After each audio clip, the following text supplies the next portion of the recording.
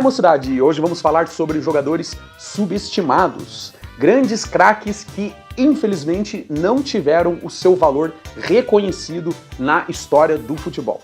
Então eu te convido para vir reagir comigo a esse vídeo aqui lá do Clube do Fute, onde ele menciona alguns jogadores aí que foram supostamente esquecidos. Então você que está assistindo aí, que vai reagir ao vídeo comigo, não se esqueça de deixar o like para nós já no começo e se ajeita daí que eu me ajeito daqui e bora pro vídeo!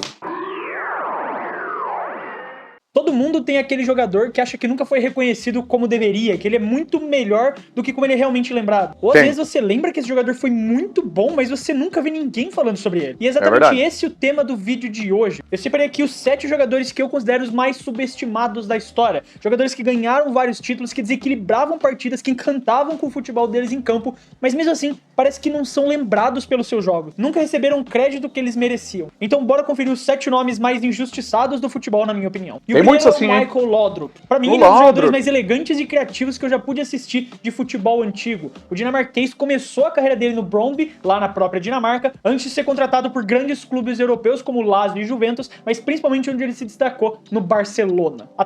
Mano, eu lembro desse maluco da época que eu comecei a assistir futebol, tá ligado? Minha primeira Copa do Mundo lá, 1994. E esse maluco, ele jogou em 98 também. Se não me engano, ele tava naquele jogo lá, emocionante, contra a seleção brasileira, tá ligado? Acho até que foi pros pênaltis. Agora eu não lembro se foi contra a Holanda ou contra a Dinamarca, que foi pros pênaltis e o Laudrup jogou, mano. Era baita jogador, baita meio campista, tá ligado? No meio campo ofensivo, o Laudrup era muito conhecido por ter uma visão de jogo absurda pra época e por conta disso ele conseguia dar passes que quebravam qualquer linha de defesa. Na época que ele jogava no Barça, eles venceram 5 La Ligas seguidas. Na maioria das vezes fazendo... Olha a camisa do Barcelona, bem das antigas. Mano, eu chuto aqui, ó, e vou cravar, mano. Essa camisa do Barcelona aqui deve ser 1992 o ano. Quem tiver a curiosidade de pesquisar e comentar aí se eu acertei, aí tamo junto. Parte do time da temporada. E além disso, foi uma das peças principais na conquista do título de 92 da Champions League do Barcelona. E como se não bastasse, depois de vencer 5 La Ligas seguidas, ele se transferiu pro Real Madrid, foi lá e venceu outra La Liga. E o time que ele tá... Isso aí, mocidade, só os brabos fizeram, viu? Jogar no Barça e no Real Madrid ao mesmo tempo, hein? Só os brabos. Realmente conquistar o campeonato não era uma coincidência, porque ele era um cérebro gigantesco do meio-campo de todas as equipes que ele atuou. Ele se posicionava muito bem e conseguia enxergar as linhas de defesa dos adversários como nenhum outro jogador conseguia fazer. E por conta disso conseguia explorar e criar passes que desarmavam qualquer defesa. Além disso, ele tinha uma ótima qualidade com a bola nos pés, sendo um ótimo driblador e também um motorzinho, que conseguia acelerar o ritmo do jogo com poucos toques na bola. Não à toa ele chegou a ser chamado de maestro, por como ele conduzia o meio de campo, principalmente do Barcelona, mas também de todos os clubes que ele jogou. Ele de fato não era um goleador, mas o que diferenciava ele era exatamente a inteligência tática e os passes precisos para que os outros jogadores ao redor dele, como o Romário... Olha o jogo que eu falei, ó. Jogou mesmo, ó. Sabia? Eu lembro, mano, dele. Lembro do Laudrup. Contra a seleção, na Copa de 98, esse jogo foi um jogaço, mano. Você é louco, mano. Baita time, tinha a seleção brasileira, hein? Que cagada perder aquela final contra a França, mano. Você é louco. E o Stoichkov conseguissem brilhar no Barça. Então, exatamente por conta disso, ele nunca recebeu... Mano, ele jogou no Barcelona com o Stoichkov e com o Romário, mano, olha só que time, hein? Laudrup, armando a jogada, né, só carteando, Stoichkov e o Romário no ataque, mano. 2 matador nato, mano. Cara, eu sou fãzaço do Stoichkov, justamente porque nessa época aí que eu comecei a assistir futebol, né, que eu era moleque, tinha 12 anos, ele formava dupla de ataque com o Romário lá no Barcelona, mano. E os caras arrebentavam, mano. Eu tenho até hoje guardado, só procurar nas minhas coisas ali, eu tenho um posterzinho assim, do Barcelona, campeão da La Liga em 1993. Tem o Laudrup, tem o Stoichkov, tem o Romário, nem lembro mais quem que tem naquele time lá, mas só monstro, mano. Era uma geração que, mano, era só craque, tá ligado? Por isso que eu até tô na dúvida se o mano aqui do vídeo tá dizendo que esses caras são subestimados, tipo, a nível de Europa lá, ou tipo, o Laudrup, no caso, a nível de Dinamarca.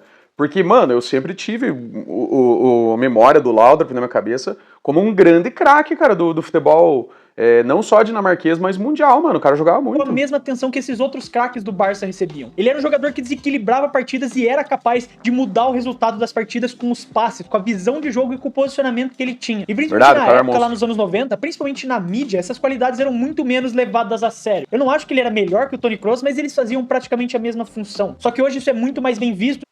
Eu acho, mano. Eu acho que ele era melhor, mano. Nos olhos do público, é muito mais entendido essa questão tática e a importância desse jogador. E na época que o Laudrup jogou, isso não era tão reconhecido e pesou um pouco para que ele não fosse tão lembrado como o craque que foi. O próximo jogador da nossa lista é o Frank Rijkaard. E eu acho ele um dos jogadores mais completos dessa lista, porque ele era capaz de jogar em qualquer posição que você pedisse. Ele já atuou como volante, como zagueiro, até mesmo como lateral e líbero. Os principais anos de destaque do neerlandês foi quando ele atuou pelo Ajax e pelo Milan, conquistando ao todo na sua carreira 7 vezes a Liga Nacional, 5 na Holanda e 2 vezes a Série A italiana. Mas não só isso, como foi uma peça fundamental do Milan para conquistar 2 vezes a Champions League, em 89 e 90, além de também conquistar uma Champions League com o Ajax em 95. O Rijkaard era uma personificação de inteligência tática, ele ocupava os espaços com maestria e sabia quando avançar e quando recuar, porque ele tinha também uma leitura de jogo impecável. Pois é, mano, esse eu já tô fazendo um esforço maior pra lembrar, mano. Eu lembro da fisionomia ali, não lembrava dele ali, principalmente aquela fisionomia com a camisa do Milan ali. Mas, mano, esse aí, mano, sinceramente eu não lembro, cara. Não vi esse maluco jogar. Diferente do Laudrup, que conseguia ler muito bem a defesa adversária, o Rijkaard tinha uma capacidade absurda de ler o ataque adversário. A sua inteligência, diferente do dinamarquês, não era pra quebrar as linhas defensivas, mas sim saber como o time adversário estava atacando e posicionar a defesa para que construísse uma barreira que impedisse o outro time de conseguir atacar. O que também fazia ele se destacar principalmente por conta da sua inteligência. E claro, ele era um ótimo jogador em campo, mas principalmente a sua inteligência é o que diferenciava ele do resto dos defensores da época. E a mesma coisa do Laudrup é o que pra mim faz o Rijkaard não ter todo esse reconhecimento. Porque quando a gente fala, principalmente dos anos 90, a questão da mídia, a questão dos fãs ainda não enxergavam tanto essa importância tática. Até porque ali nos anos 90 é quando a gente estava vendo o nascimento do futebol moderno. Em todos os times que ele jogou, ele era sempre elogiado exatamente por conta dessa mentalidade, essa concentração, essa capacidade de ficar ligado no 220 o jogo inteiro e conseguir montar sempre a sua parte defensiva para impedir que os adversários conseguissem marcar. E outra coisa que acabou queimando um pouco o nome dele foi quando ele tentou virar treinador depois da sua carreira e acabou não dando muito certo também. Isso só fez um eclipse maior ainda em cima do nome dele no futebol. Ah, mas daí não tem nada a ver, né, mano? Ter sido um bom jogador dentro do campo não é prerrogativa pra ser um bom técnico, né? Mas voltando a ele ali, mano, pelo que eu vi das imagens, cara, assim, modelo de estilo de camisa de época, assim, que a gente reconhece, né? Que eu vi ele usando ali, cara, é tipo aquela do Ajax, que ele tava usando, ele tem cara de ser uma camisa 1995, tá ligado? Então, tipo, eu acredito que ele tava meio que se aposentando na época que eu comecei a assistir futebol, que foi em 1994, né? Então, talvez por isso aí eu não me lembro muito dele, não. E o próximo nome da lista é o companheiro de seleção e de Milan dele, o Ruud Gullit. O Gullit era um jogador extremamente versátil. Esse aqui já é mais famoso, mano, o Gullit. Eu acho que às vezes marca também pela fisionomia, né, mano? Esse cabelão dele era uma característica bem forte dele, né? Tipo o Valderrama na Colômbia, né? O Valderrama tinha aquela cabeleira, assim, até no joguinho do Super Nintendo, né? Do videogame da época. Que se destacava muito por conta da força física que ele conseguia aliar com a técnica que ele tinha, com essa habilidade que ele tinha com a bola nos pés, que tornava ele um jogador quase impossível de ser desarmado. Tendo atuado tanto como meia quanto como atacante, Gullit foi capitão da seleção holandesa na conquista da Euro de 1988 e conquistou também as mesmas 2 Ligas dos Campeões pelo Milan que o Rijkaard conquistou. Além disso, ele também venceu 3 Série As e 3 vezes o campeonato holandês, 2 vezes com o PSV e uma com o Feyenoord. O que diferenciava ele em campo principalmente era o fator coringa dele, porque como eu falei, ele tinha essa combinação de força, velocidade e habilidade com a bola nos pés. Isso fazia dele um pesadelo para qualquer zagueiro, porque você não conseguia vencer ele no corpo e você não conseguia tirar a bola dos pés dele, porque além de ser forte e veloz, ele também era muito habilidoso, ele sabia driblar. E por conta disso, ele conseguia desequilibrar a partida sozinho, furando as defesas. Ó, mano, essa camiseta aí, mano, cara, essa camiseta, o estilo dela, mano, é no máximo 1998, né? Então é outro jogador aí que tava meio que se aposentando ali na época que eu comecei a assistir futebol, né? Aí em 98 eu já tinha 4 anos que eu assistia futebol, né? Então eu realmente lembro mais da fisionomia do que do jogador em si, né? Até porque nessa época aí era bem mais difícil aí pra assistir futebol europeu, né? Até assim, esporadicamente, assim, tipo, passava campeonato italiano, que era a grande liga da Europa na época, né? Passava, sei lá, se era na Band, na Record, num domingo de manhã, assim. E, mano, eu criança não assistia, né, mano? Assistia só campeonato brasileiro mesmo. Então eu via esses caras que estão aparecendo no vídeo aqui jogar mais em seleção mesmo, na época de Copa do Mundo. E também tendo o chute poderoso que ele tinha. Além disso, a presença dele na área em jogadas de bola parada, como faltas e escanteios, também eram muito complicadas, porque era muito difícil você conseguir se impor contra ele, você conseguir vencer ele em jogadas de corpo, jogadas aéreas. E no Milan, a parceria dele com o Van Basten e com o Rijkaard foi uma das mais icônicas da história do futebol. Só que apesar do impacto evidente que ele tinha, exatamente essa habilidade de conseguir decidir o jogo sozinho, de pegar a bola, conseguir furar a defesa e fazer os gols, ele ainda era muito apagado pelo próprio Van Basten, que também de certa forma foi algo que eclipsou o Rijkaard. Porque o Van Basten era o artilheiro, ele era a figura central daquele time do Milan, era o cara que marcava os gols. Sem falar que o Gullit também sofreu muito com lesões. Esse é um biotipo que costuma causar muitas lesões no jogador. Exatamente como a gente viu na carreira do Ronaldo Fenômeno, que tinha esse arquétipo parecido, de ser um jogador imponente fisicamente, veloz e que driblava muito bem. E a gente viu o que aconteceu com o joelho dele. O Gullit ainda aguentou mais em questão física, mas ainda assim as lesões praticamente acabavam com a carreira dele. E por conta disso, ele não conseguiu ter todo o destaque que ele merecia ter. O próximo jogador da lista é um brasileiro, o Sócrates. Só falar do Van Basten antes de entrar na parte do Sócrates aí do vídeo, né? O Van Basten, né? Vocês viram que ele até nem mencionou como subestimado, né? Porque esse sim, né? É certeza absoluta que ele é reconhecido no mundo inteiro como um craque, né? É dinamarquês também, né? Você veja, jogava os 3 lá no Milan, né? Fora os outros craques de outras nacionalidades, né? O Milan era uma máquina, mano, tá ligado? Desde o final dos anos 80 ali, mano, passando por toda a década de 90, por toda a primeira década dos anos 2000, mano, foram 20 anos, 20 e tantos anos, e que o Milan era só timaço, mano, só timaço. Por isso que ganhou 7 Champions League, né? Baita time, né? E hoje em dia tá numa draga danada, né, mano? Mas vamos agora pro Sócrates aí. Eu não vi o Sócrates jogar. Esse aí se aposentou antes de eu começar a acompanhar futebol, mas realmente dizem que era um grande craque, mas grande mesmo. Vamos ver o que o mano aí do vídeo vai falar, né? Ele que é um verdadeiro pesquisador aí que estuda futebol bem mais que eu, né? Ele foi um dos jogadores mais carismáticos e talentosos que a gente já teve aqui no Brasil. Podendo jogar tanto de atacante e de meia, ele brilhou no Corinthians, mas principalmente pelo nome que ele fez na seleção brasileira. Ele era muito conhecido exatamente por essa técnica refinada que ele tinha com a bola nos pés, parecia um lorde com a bola nos pés, e também os passes extremamente criativos que ele conseguia arranjar, principalmente os passes de calcanhar. E fora de campo ele também ficou muito reconhecido por conta da questão da democracia corintiana, movimento político que marcou a época aqui no país. Em questão de títulos, o Sócrates não é um jogador que enfileirou troféus. Ele conquistou campeonatos paulistas 3 vezes. Cara, acho que eu nunca tinha visto uma imagem do Sócrates sem barba, mano. Olha ele novão aí no Botafogo de Ribeirão Preto, hein, mano. Caraca. E esse maluco era, né, porque faleceu, né, irmão do Raí, né, que foi outro grande craque, né, mano. Mas dizem que o Sócrates era bem melhor, né. Jogou naquela seleção brasileira de 1982, que muitos apontam como melhor até do que a de 1970, que é o melhor time do mundo. Pra vocês verem, né? Foi um pecado a seleção brasileira não ganhar aquela Copa de 82, hein? Ah, como eu gostaria que tivesse ganho. Pra mim ia ser extremamente emblemático, né? O ano que eu nasci, 82, ter vindo o Tetra, né? Aí teria sido o Penta em 94, na minha primeira Copa. E já teríamos o Hexa, né? Em 2002. Mas, no futebol, nem sempre o melhor ganha, né, mocidade? Corinthians, uma vez o Carioca com o Flamengo, e também a taça da cidade de São Paulo com o Botafogo de Ribeirão Preto. Mas o que mais destacava ele era exatamente... Mano, e outra coisa. Pra mim, é essa camiseta com o símbolo da CBF, com a tacinha Jules Rimet ali, cara, é a mais linda da história, mano, tá ligado?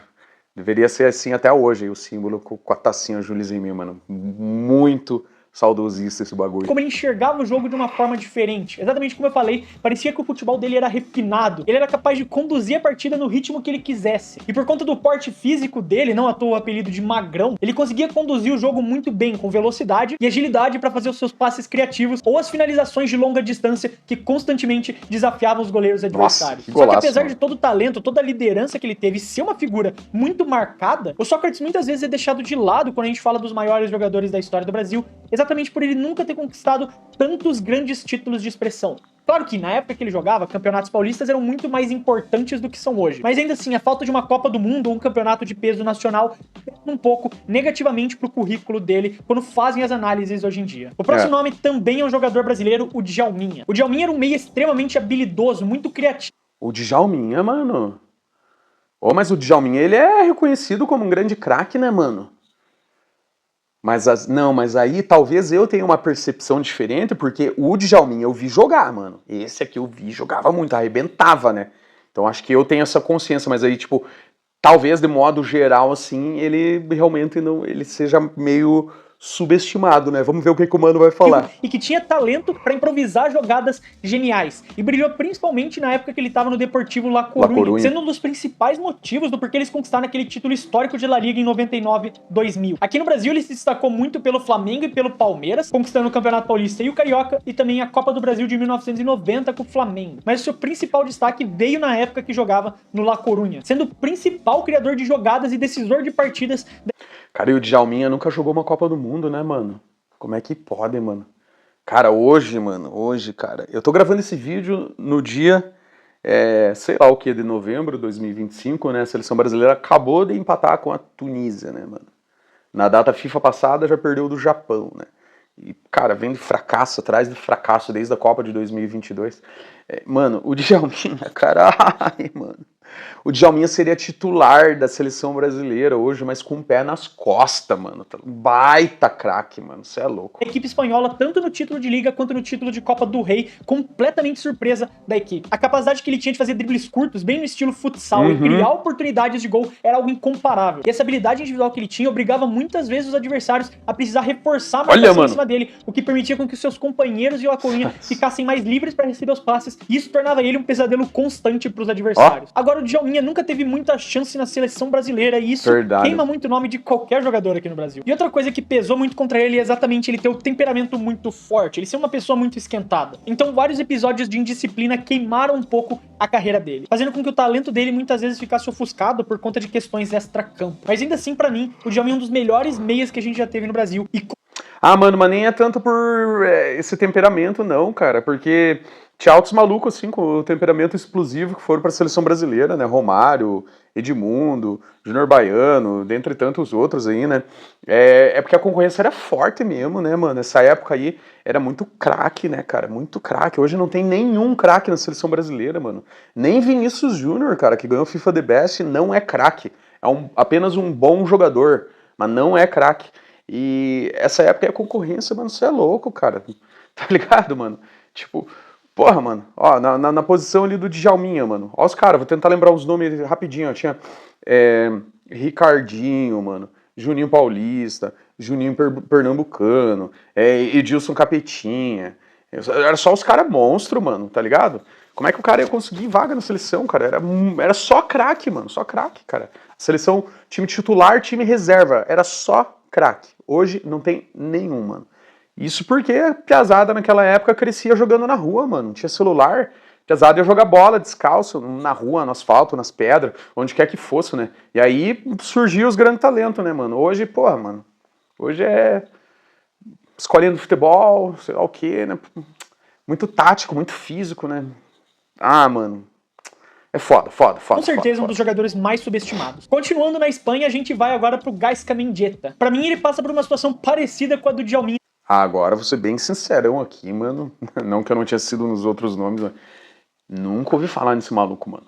Nunca ouvi falar mesmo. Vamos ver o que o Mano tem a dizer. Só que na realidade da Espanha. Ele brilhou lá no futebol espanhol no final dos anos 90 e no início dos anos 2000, principalmente jogando pelo Valência, sendo o principal destaque da equipe que chegou em 2 finais consecutivas de Champions League, mas acabou perdendo as 2. Ele também jogava como meio campista e combinava exatamente essa técnica, a habilidade com a bola nos pés e a precisão dos passes. Apesar dessas derrotas na final da Champions League, ele ainda assim conseguiu levar o Valência para a glória máxima na Copa do Rei, vencendo a edição de 99 da competição. E no Middlesbrough da Inglaterra, ainda ajudou a equipe a conquistar a Copa da Liga de 2004. Chegando inclusive também a perder uma outra final internacional, só que dessa vez da futura Europa League, a UEFA Cup, em 2006. O cara chegou em 3 finais continentais e perdeu as 3. O Mendieta era praticamente o coração do meio de campo das equipes que ele jogou, mas principalmente no Valência, porque ele não era só responsável por criar as jogadas ofensivas, mas também tinha uma contribuição defensiva enorme, quase como um coringa no meio de campo. A visão de jogo dele permitia dar passes precisos para os atacantes ficarem cara a cara com o gol, mas também tinha uma capacidade absurda de voltar e ajudar a marcar na defesa. Ele era um motor que nunca desligava em campo. E apesar de não ser um goleador de fato, tendo marcado só 54 gols ao longo de toda a sua carreira, sempre que ele marcava era um gol importante pro Valência. Só que apesar dessa liderança e da importância da geração de ouro do Valência que ele teve, transformando esse time num time que era realmente capaz de disputar títulos, o fato dele sempre ter perdido as finais pesou muito pra ele cair na lista de jogadores subestimados. E também a transferência dele pra Lazio, que era vista como a peça pra realmente mudar o patamar do clube, acabou fracassando muito. E exatamente por conta disso, de sempre na final eles acabarem perdendo, o Mendieta acabou caindo de nível na consideração das pessoas. E por isso, pra mim, ele merecia muito. Pô, jogar na Lazio deve ser foda, né, mano? Imagina jogar naquele time com aquela torcida, né, cara? Problemática até umas horas, né, mano? Tá louco. Mais reconhecimento do que recebe hoje, de fato. E agora o último nome da nossa lista é o Jimmy Hasselbank. Mais um da geração neerlandesa que não foi reconhecida do jeito que merecia. Mas ele era um jogador que tinha uma enorme potência física e uma precisão absurda nos chutes. Atuando por vários clubes como Atlético de Madrid, Chelsea, o Middlesbrough.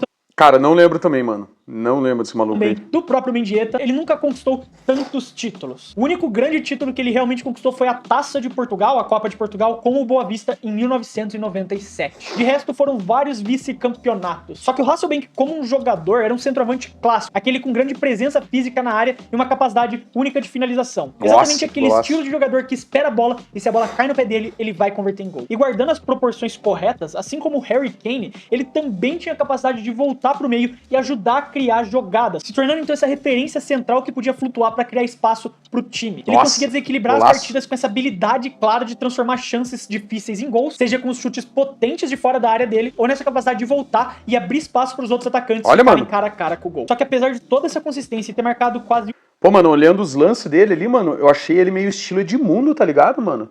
Só que, o cara é forte, né, mano? Um gol pra cada 2 partidas que jogou em toda a sua carreira. A falta de títulos também pesou muito pra ele. Pesa, né? Ele foi vice-campeão de muitas coisas. Foi vice-campeão da Europa League, foi vice-campeão da Copa da Inglaterra, foi vice-campeão da Copa da Espanha. E exatamente por sempre que chegava na hora H, ele não conseguia fazer o time dar o próximo passo, acabou pesando contra ele. Mas quando a gente olha pro... Ganha fama de pipoqueiro, né? Injustamente, né, mano? Dá pra ver ali pelos cortes ali que o cara era um baita jogador, né? Mano, a realidade do futebol é cruel.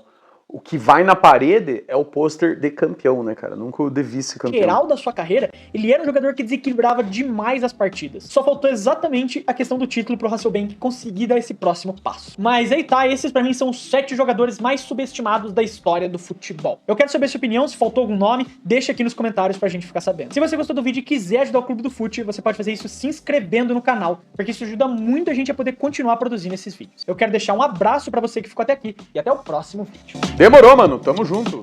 Mocidade, mais um baita vídeo aí do Clube do Fute. Você que ainda não é inscrito lá, tá panguando, viu? Passa lá e se inscreva, o link tá aqui na minha descrição. E também não se esqueça, é óbvio, de se inscrever aqui no canal do Jogador Asmático e de deixar o like aí pra fortalecer a nossa caminhada.